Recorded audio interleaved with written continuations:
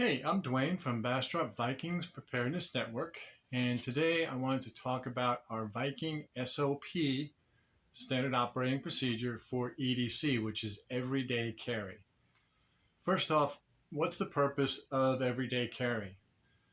Well, it's something that you carry every day, right? Something that is with you every day to help you in whatever little problems or tasks you have that come up. So it enables you to solve basic daily tasks, problems that arise. By extension, it also increases you and your MAG's ability to problem solve together. It increases MAG unity and shared self-reliance. It's nice to know that the folks that you're hanging around with have the same basic tools that you do. So you guys can exponentially increase your problem solving ability depending on what that problem is. It's good to have those tools. Now, I don't like to carry anything more in my pockets than I need to. And if you do, that's going to become a problem. Your EDC will become not your EDC. Everyday carry is just that. It's every day.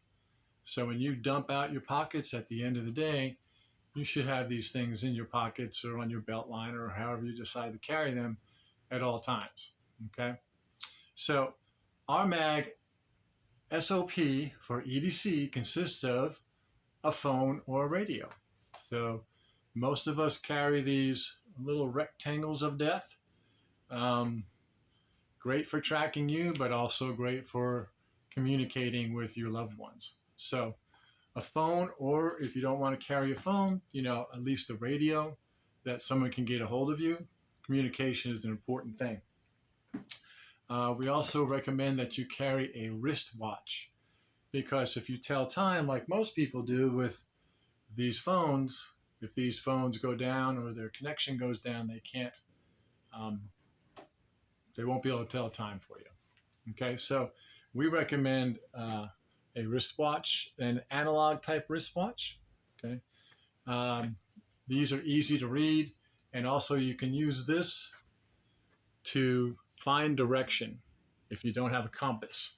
Okay, if you can see the sun, you can use this watch to give you north-south directions fairly accurately.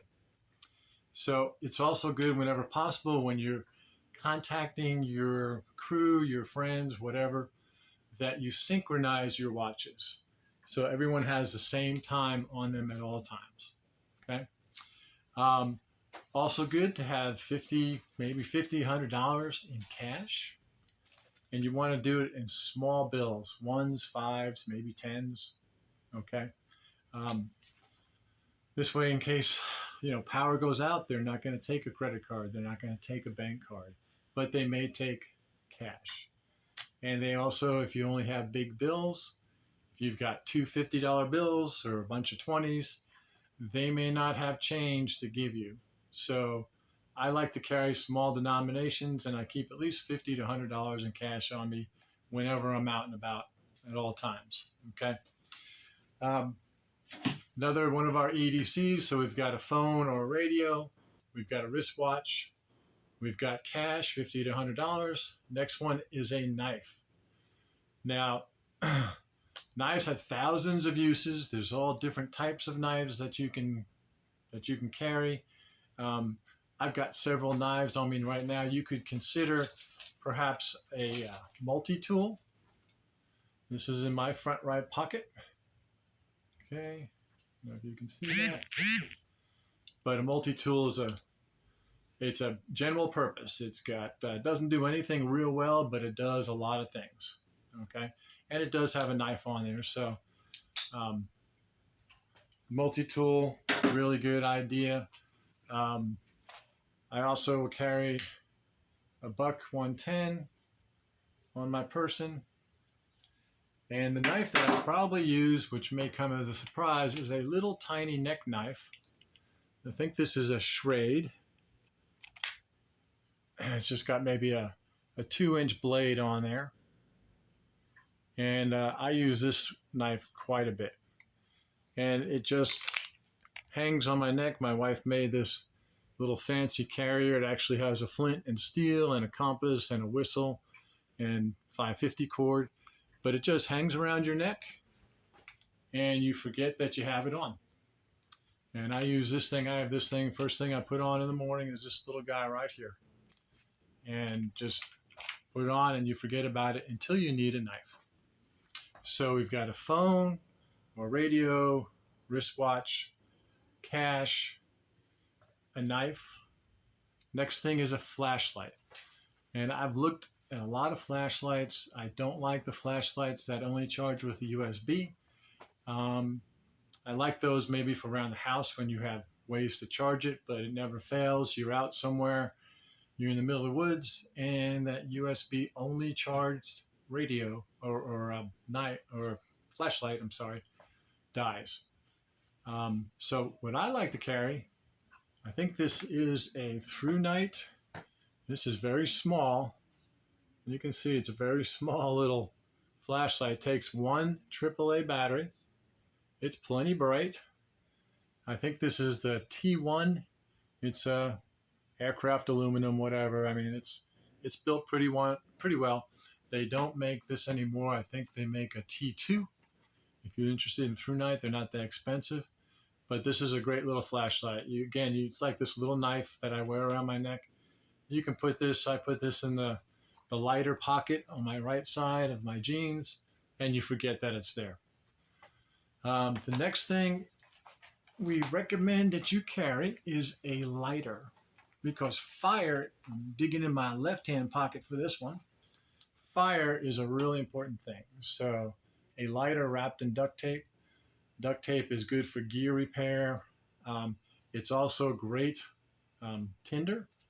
Duct tape will light up pretty well, and it'll start a fire for you. So duct tape, obviously, like a knife, thousands of uses, plus fire making as well.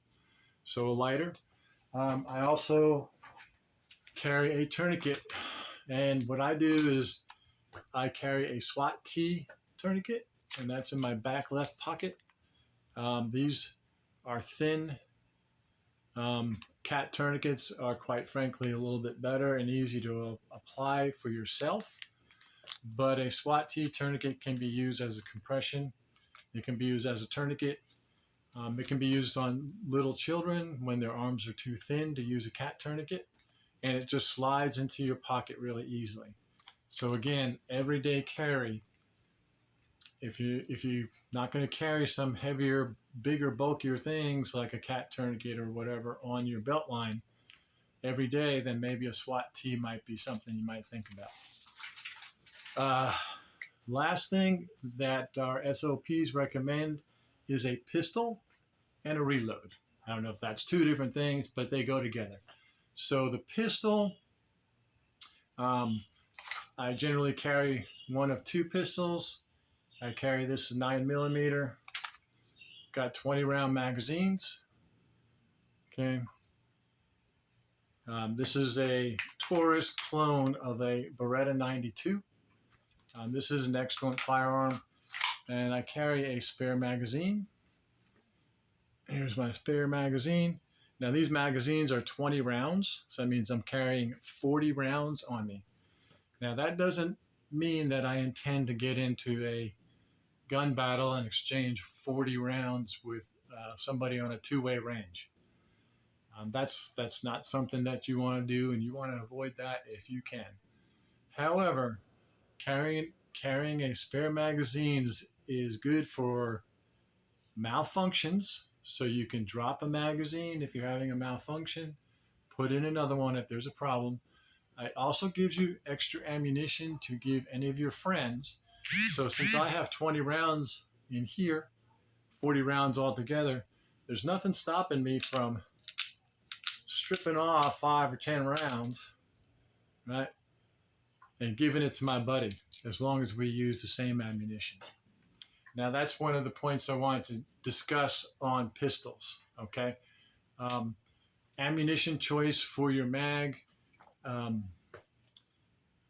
think a good round is 9mm. It gets the job done. All pistol rounds are strictly defensive. They don't have a high probability of killing people compared to rifles. but you can stop somebody with 9mm hollow points pretty well. Um, and if everyone is carrying the same ammunition, they don't have to have my magazine, but I can still give them some rounds to top off from my magazine. So try to, if you're in a crew, if you're in a group, get a standard round. 9mm for handguns, 223, 5.56 for rifles. Everyone carries the same rounds. Everyone has the same ammunition. We can all swap. Okay. Um, and for EDC, again, most of the time I'm carrying this. This is a larger gun. It's a heavier gun. Okay. If I'm doing work, there's nothing saying you can't carry something a little smaller. Sometimes I'll carry something more like this. This is just a 22 Magnum if I'm doing work with the dogs or the chickens or something like that, just another small revolver. This is a little bit lighter. So your EDC can change depending on what you're doing. Okay, if I'm just around the house, something smaller is fine, something lighter is fine. If you're going out and you're about, something larger, more capable might be a good choice. And speaking of that, Texas, for one thing, for people who don't know, Texas is a permitless carry state. So in Texas, you can carry whether you have a permit or not. And there are some challenges to laws for the ridiculous felon prohibitions. Felons may, at some point in the near future, be able to get their Second Amendment rights back, which would be great. For those who do not and still choose to want to carry a firearm, you may think about even carrying something like this. This is a 44 caliber black powder cap and ball. They call this an 1858 Remington. I carried one of these way back when I didn't have my permission slip in Texas, and Texas required a permission slip to carry a firearm. I carried this. A felon in Texas can carry this. It is legal. They make small versions, chopped off versions, 3-inch barrels. This is a larger, longer, obviously a full-size pistol. However, you can get ones that are much easier and smaller to carry. I'm a bigger guy. This wasn't a problem. Nice thing about these 1858 Remingtons is you can swap out these cylinders right here. So you can carry an extra cylinder, which is what I did. You can just take your cylinder out. There we go. And then you can also get your new one, slide it back in, and you're good to go. So these are a viable option. It's old technology, but it's better than not having a firearm. So you might want to look these up. This is an Uberti one. They make also Pieta is another popular brand of black powder revolvers. Okay. One thing, another thing about firearms, whatever it is you choose, whether it's a semi-auto, whether it's a revolver, practice with it. You can use dry fire. You can use dry fire with laser bullets. So it just shoots out a little light and you can see exactly where you're hitting. You have to train how you carry. I generally open carry. I do a cross draw. I'm right-handed. That's how I practice. Okay, if you carry concealed, you have to practice defeating your garment and drawing your firearm and taking accurate shots. The only way you can do that is to practice with trigger time. The best way to practice with trigger time is dry fire. And I'll leave that to you to look up all about dry fire and using laser bullets. But you need to practice. And you need to have somebody, if you're not familiar with how to handle firearms, to help train you. They are not a magic wand. They can get you into a lot of trouble if you don't know what you're doing. And we don't want to have that happen. You're not going to be any help to anybody if you're in jail or you're not able to solve the problem and somebody gets you first. So, about firearms again, agree as a group on the caliber. Okay. I like 9mm 223 5.56. And again, Texas is a permitless carry state. You do not need a license to carry. You can carry it open, you can carry concealed, but practice how you carry. I hope this was helpful, and as always, I am interested in your thoughts. I'll see you.